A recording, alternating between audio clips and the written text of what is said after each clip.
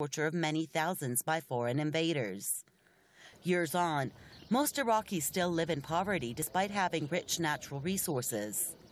Many cities across the country have suffered significant damage to infrastructure and water facilities. Authorizing the use of depleted uranium by U.S.-led forces was another hidden war that's led to massive deaths, cancer, and ailments that have caused birth defects, which experts say could last for generations. The financial cost of war has also been significant for American taxpayers who have seen more than $2 trillion lost in a lost war. The human cost has been no better, as over 4,800 foreign troops, most of them Americans, have lost their lives. What people are mostly concerned about is that why Bush and Blair, who launched the unjustified war, have been able to escape prosecution, despite having committed horrendous crimes against humanity. Other violators of international law in modern history have either been forced to stand trial or have been executed. I'd like to welcome my guests to the program. First of all, Mr. Ken O'Keefe, out of London, peace activist and former U.S. Marine, and Mr. Lee Kaplan, out of San Francisco, investigative journalist. Thank you both for being with us. Well, let's start this off in San Francisco with Mr. Kaplan. The large numbers range from hundreds of thousands to millions of Iraqis who've been killed since the invasion of 2003, and the terror continues.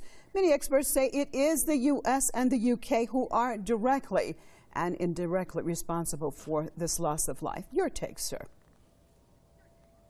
Well, first of all, the report you just gave was not accurate, and it really borders on absolute propaganda. People have short memories, which is what you're relying on. In 2003, Saddam Hussein had the biggest army in the Middle East. He was threatening the entire world, including Iran at that time. He was also funding, to the tune of $30,000 a pop, suicide bombings in Israel. They were blowing up buses full of civilians on a weekly basis. He was sword rattling and threatening the world. And he had already gone through one war with the United States over his attempt to invade Kuwait.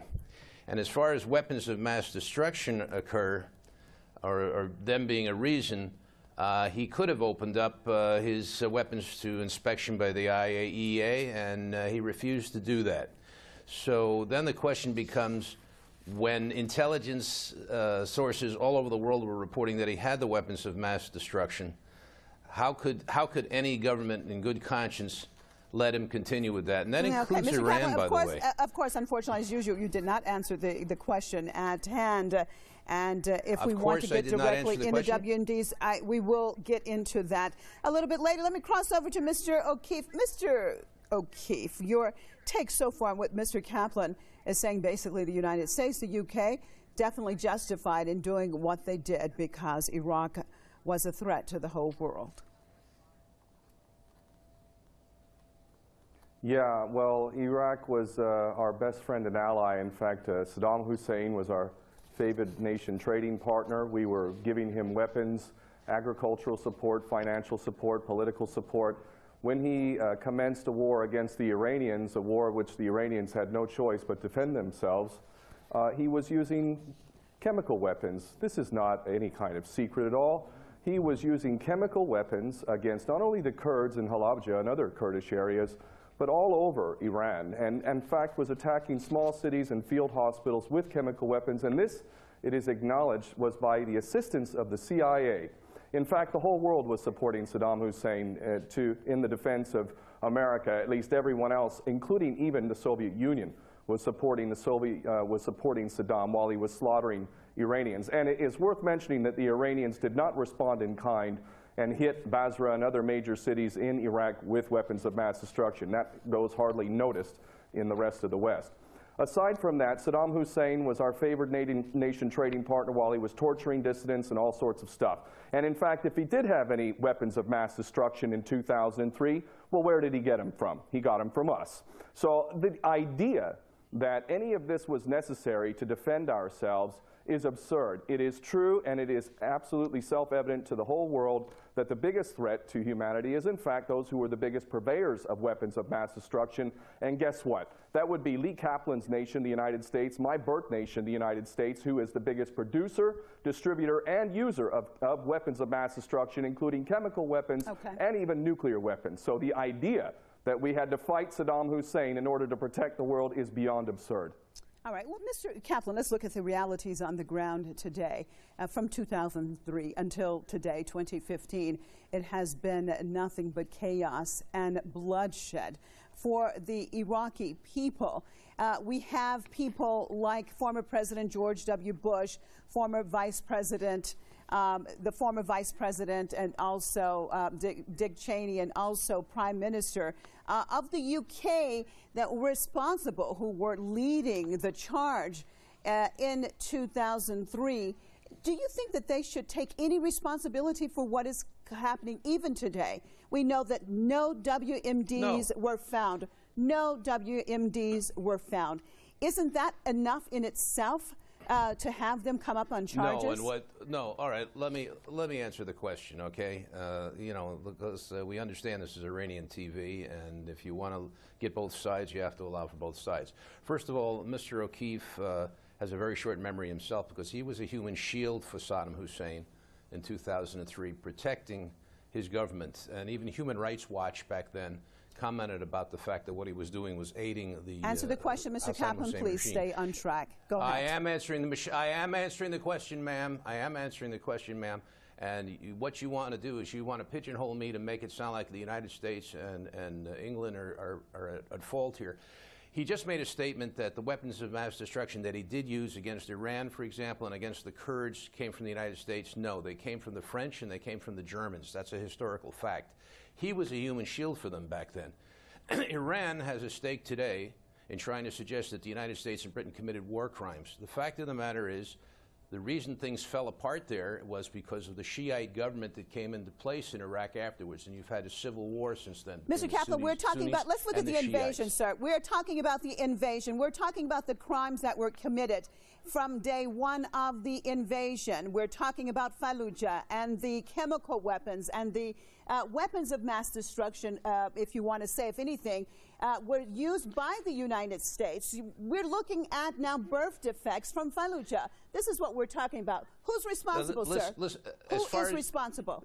Well, I'll tell you who was responsible was Saddam Hussein. And again, you're not being truthful here, because the fact of the matter was Saddam Hussein was murdering an average of 5,000 Iraqis a week. He was a dictator, and he was a killer, and he was doing that. And he was posing a threat to most of the Middle East. He had the biggest army in the Middle East. He had tried to build nuclear weapons, which the Israelis took out in 1986.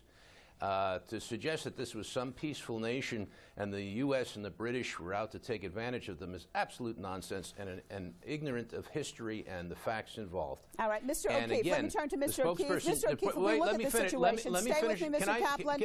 Mr. O'Keefe, if we look at the situation and what Mr. Kaplan is talking about, it's interesting. It would be at one point in time that Saddam become a terrorist, because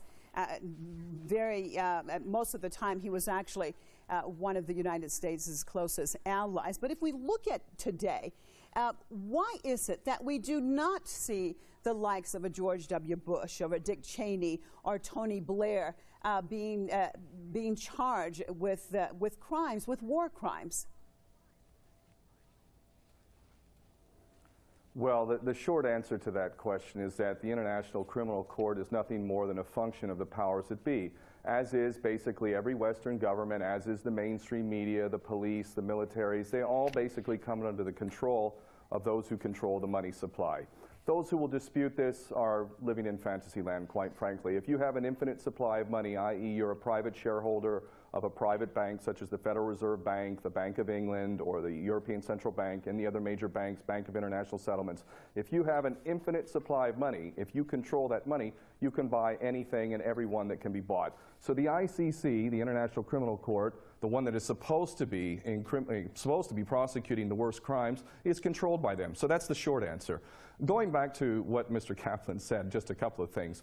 If I had had my way instead of him, which he's nothing but a chicken hawk who wants to send more American sons and daughters off to die for Israel, if I had had my way, we never would have invaded in the first place. And let's keep in mind that when we invaded, there was no Al-Qaeda in Iraq. There wasn't even one Al-Qaeda member in Iraq. Now look at it. We've got ISIS, which is our creation, just as well as Al-Qaeda.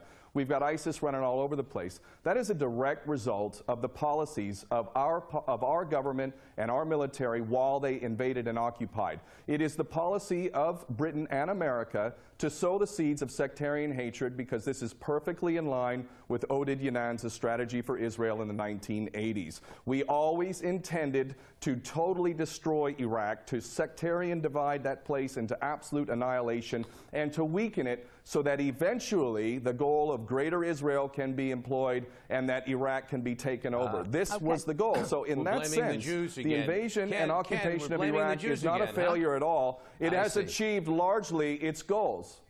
All right, stay with me both, Mr. O'Keefe and Mr. Kaplan. Stay with me. We're going to cross over. We're going to look at some of our Facebook comments by viewers.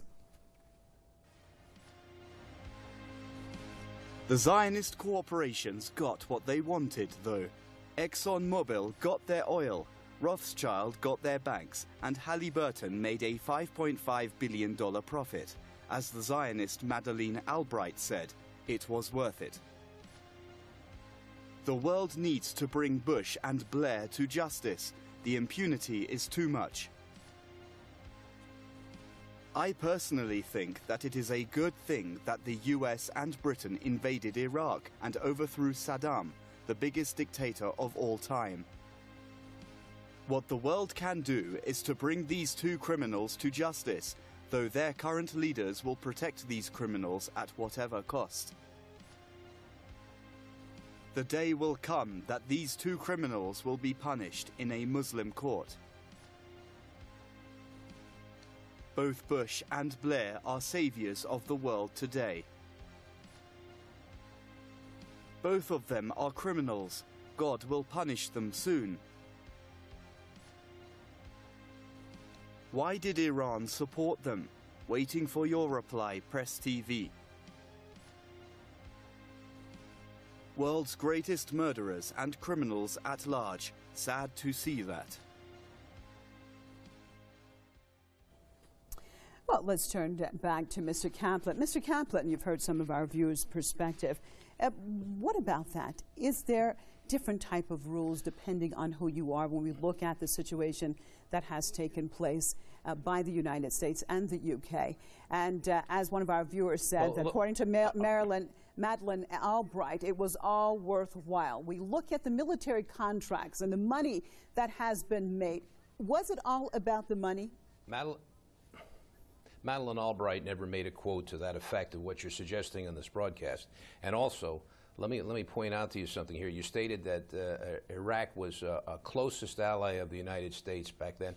They did have some trading partner benefits, but they were not our closest ally by any means. And you keep making